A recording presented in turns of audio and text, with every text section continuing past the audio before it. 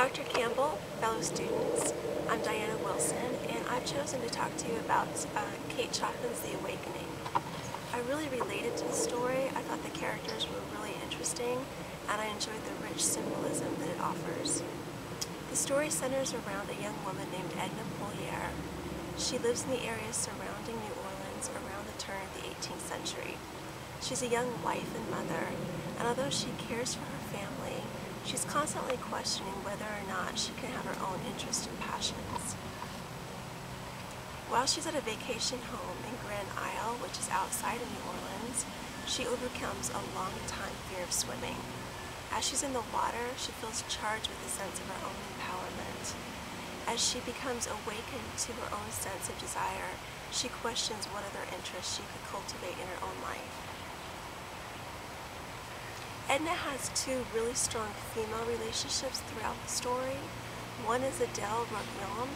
She's also a young wife and mother, although she's characterized as being the epitome of love and nature. She is constantly lavishing all of her attention on her children, and although Adele's a wonderful friend to Edna, being with Adele makes Edna question her own indifference towards her family. Mademoiselle Reisz is another important figure throughout the story.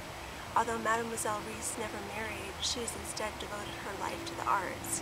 She sees a similar spirit in Edna and is constantly challenging her to rise above mediocrity and seek out her own desires and passions. Throughout the story, there are several birds that are illustrative of Edna's emancipation.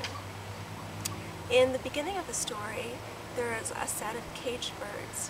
One is a masculine parrot. The other is a caged mockingbird. The mockingbird represents Edna herself. Although she has a voice, she has no opinion of her own.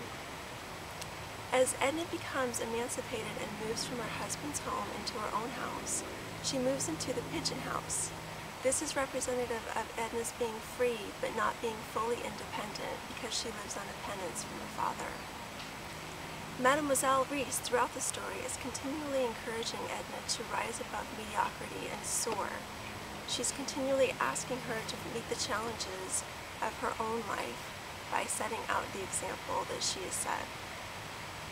As Edna becomes restless and she sees that she's losing faith in finding her independence, she goes back to Grand Isle, the site of her original awakening. She goes to the water and she sees a bird that's falling with broken wing, beaten down to the sea. Edna realizes that she's going to fall short of Madame Reisz's original concept to fly above mediocrity, and she gives up her search and surrenders her life to the sea.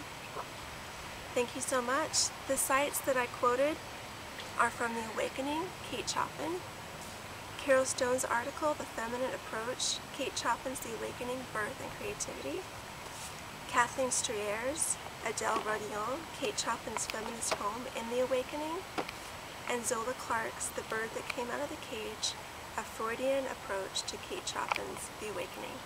Thank you so much for your time.